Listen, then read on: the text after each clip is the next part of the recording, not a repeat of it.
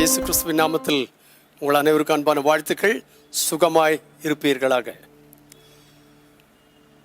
இந்த நாள் காலையில் தேவனுடைய வார்த்தையிலிருந்து ஒரு பகுதியை நாம் வாசிக்க கேட்போம். பிலிப்பியருக்கு எழுதின நிருபம் 3ஆம் அதிகாரத்தின் சில வசனங்களை நான் உங்களுக்கு வாசிக்கிறேன். 8ஆம் வசனத்தில் இவ்விதமாய் சொல்லியிருக்கிறது, என் கர்த்தராகிய கிறிஸ்து இயேசுவை அறிகிற அறிவின் மேன்மைக்காக எல்லாவற்றையும் நஷ்டம் என்று எண்ணிக்கொண்டிருக்கிறேன். 10ஆம் வசனம், இப்படி நான் அவரையும் அவருடைய உயிர்த்தெழுதலின் வல்லமையையும் அவருடைய பாடுகளின் ஐக்கியத்தையும் அறிகிறதற்கும் அவருடைய மரணத்திற்கொப்பான மரணத்திற்குள்ளாகி எப்படியாகினும் நான் மரித்தோரிலிருந்து உயிரோடு எழும்புவதற்கு தகுதியாகும்படிக்கும் அவருக்காக எல்லாவற்றையும் நஷ்டமென்று விட்டேன், குப்பையுமாக எண்ணுகிறேன்.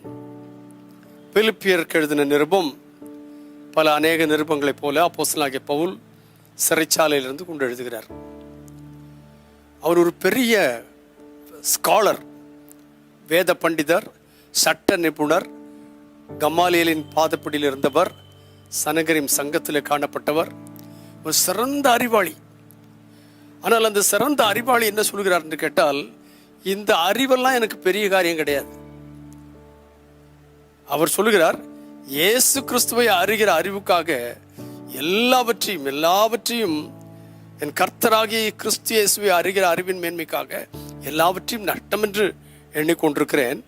இரண்டாவதாக, நான் கிறிஸ்து இயேசுவுக்குள் நீதி உடையவனாயிருந்து கிறிஸ்துவுக்குள் இருக்கிறவன் என்று காணப்படும்படிக்கு அவருடைய உயிர்த்தெழுதலின் வல்லமை நான் அறிய விரும்புகிறேன். அவருடைய பாடுகளின் ஐக்கியத்தில் பங்கு பெற விரும்புகிறேன்.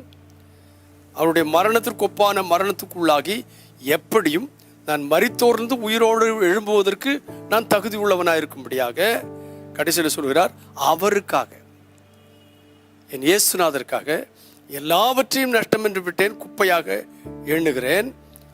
அதன் நிமித்தமாக என்ன செய்கிறேன் என்று கேட்டால், 12ஆம் வசனத்திலே, கிறிஸ்து இயேசுவினால் நான் எதற்காக பிடிக்கப்பட்டேனோ அதை நான் பிடித்து கொள்ளும்படி ஆசையாய் தொடர்கிறேன்.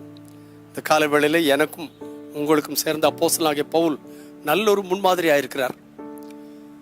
ஸோ நமக்கு என்னதான் இந்த உலகத்தில் இருந்தாலும் அவைகளை அனுபவிக்கிறது தவறில்லை. ஆனால் அவைகள் நம்முடைய வாழ்க்கையில கிறிஸ்து இயேசுக்கு நேராய் அவர் நம்ம எதற்காக பிடித்தாரோ அதை பிடித்து கொள்ளும்படி தொடருகிறதுக்கு தடையா இருக்குமானால் அதை குப்பையாக எண்ண கர்த்தர் நமக்கு உதவி செய்வாராக. நம்முடைய ஆசையெல்லாம், நம்முடைய வேண்டுதல் எல்லாம், ஏக்கமெல்லாம் என்னவா இருக்கணும்னு கேட்டா, நான் எதற்காக கிறிஸ்து இயேசுவினால் பிடிக்கப்பட்டேனோ அதை நான் பிடித்து கொள்ளும்படி ஆசையாய் தொடர கர்த்தர் உதவி செய்வாராக.